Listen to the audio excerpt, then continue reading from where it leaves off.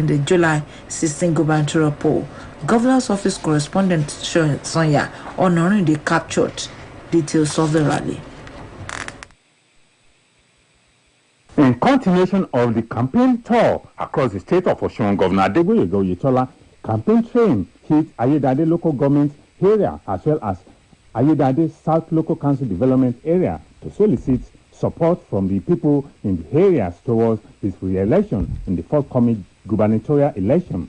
Governor Oyetola, who paid homage to the monarchs in the area, including Olowo of Orile-Owu, Oba Dauda Akinfalabi, Olufi of Gbongan, Oba Adetoyese Oyeniyi, as well as Alayegun of Odiomu, Oba James Bolarinwa Oladipupo, to receive royal blessings, reiterated his commitment towards ensuring delivery of dividends of democracy across the state.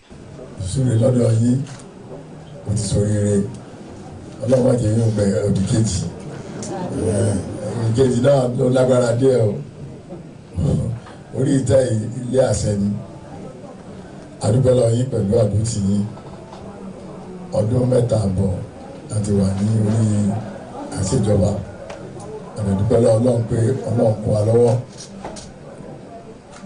Inú mi dùn pé bá àti ẹ̀rí nǹkan mi tọ́ka sí Gbọ̀ngán Township Road Ọlọ́run ti ní ká ṣe. In their separate remarks, Olowo of Orile-Owu, Oba Dauda Akinfalabi, Olufi of Gbongan, Oba Adetoyese Oyeniyi, as well as Alayegun of Odiomu, Oba James Bolarinwa Oladipupo, described the administration of Governor Adegboyega Oyetola as a manifestation of God's promise to the state of Osun, which must be supported by all to continue beyond 2022 in sustaining the tempo of developments unfolding across the state, flanked by the leadership of the All Progressive Congress in the state of Osun. Governor Oyetola submitted at St. Peter's Primary School, Orile-Owu, as well as St. Paul Primary School, Gbongan, that despite paucity of funds, his administration has recorded laudable achievements in all ramifications, adding that the administration is relentless in ensuring that the state remains on pedestal to greatness for future generations. The state chairman of the All Progressive Congress, Prince Gboyega Famodun, the Director General of Ileri Oluwa Campaign Organization, Senator Ajibola Bashir, among other speakers at the campaign rally, also emphasized the need to ensure the sustenance of good governance under the leadership of Governor Adegboyega Oyetola for the benefit of all. Also on ground, to lend hands of support to the governor were the wife of the governor, Mrs. Kafayat Oyetola, the deputy governor, Mr. Benedict Alabi, secretary to the state government, Prince Wole Oyebamiji, members of the state executive council, members of the National Assembly, members of the State House of Assembly. The rally, witnessed by the leadership and teaming members of the All Progressive Congress from across Osun West Senatorial District, punctuated with colorful entry of Governor Oyetola into the communities and campaign ground with various music that made the day a memorable one.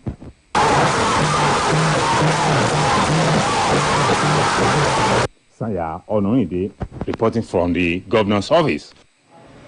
A court in Egypt has sentenced a media tycoon with close links to the government to 3 years in jail for his involvement in human trafficking and the indecent assault of underage girls at an orphanage he founded.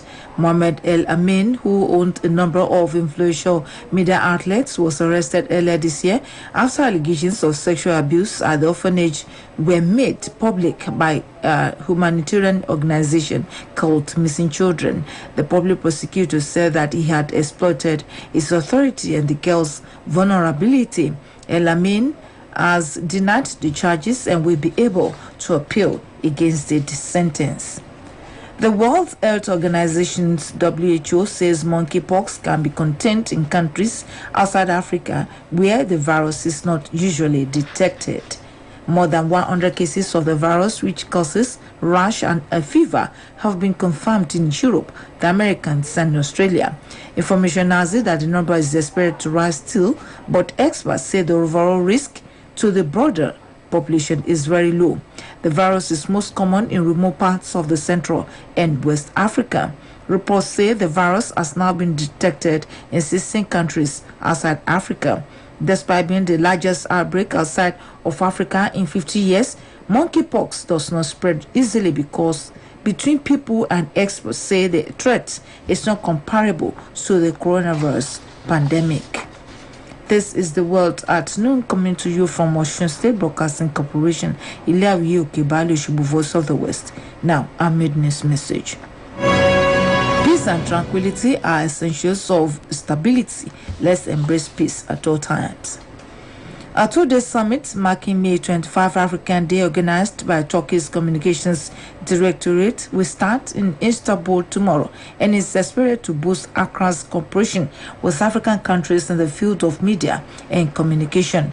The private sector and non-governmental organizations said a directorate statement disclosed that 80 members of the press from 45 African countries will be attendance, as well as African diplomats, academics, and representatives from the media public institutions. Presidential Communications Director, Mr. Francine Halton, will deliver the opening speech of the summit that aims to strengthen cooperation and coordination between Turkish and African media members and promoters, sharing experiences and developing a partnership perspective. Turkey aims to win alongside Africa and march together towards the future, said in the late 2021 in his commencement speech at the foreign ministers meeting of the third Turkey-African Partnership Summit in Istanbul. Accra had frequently reaffirmed that Turkey's approach in its ever-growing relations with African countries is based on equal partnership and a win-win principle, emphasizing the strong will to further develop commercial ties. Meanwhile, the United Nations High Commissioner for Human Rights, Ms. Michelle Bachelet, is set to arrive at the Xinjiang region in northwest China today. Beijing has been accused of unlawful treatment and forced labor of Uyghurs and other Muslim minorities in Xinjiang. Washington labels the alleged years-long security crackdown as genocide. China has reportedly denied any mistreatment of Uyghurs. The leaders of the United States, Japan, Australia, and India are meeting in the Japanese capital, Tokyo, for a second in-person summit of the Indo-Pacific Quad grouping. Reports says the leaders of the Reform Alliance, which was set up to counter China's influence, are discussing climate change, technology, maritime surveillance, as well as the fallout from Russia's invasion of Ukraine, an issue that has raised division among the group.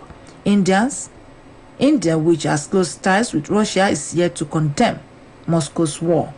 U.S. President Mr. Joe Biden, in his opening remarks, said the Quad's goals of securing a free and open Indo-Pacific has also been heightened by the Russia-Ukraine conflicts. A White House official speaking to reporters ahead of the event said the U.S. president was aware that countries have their own histories, interests, and outlooks, and their idea is to build on the commonalities. And here again are the highlights of the world at noon.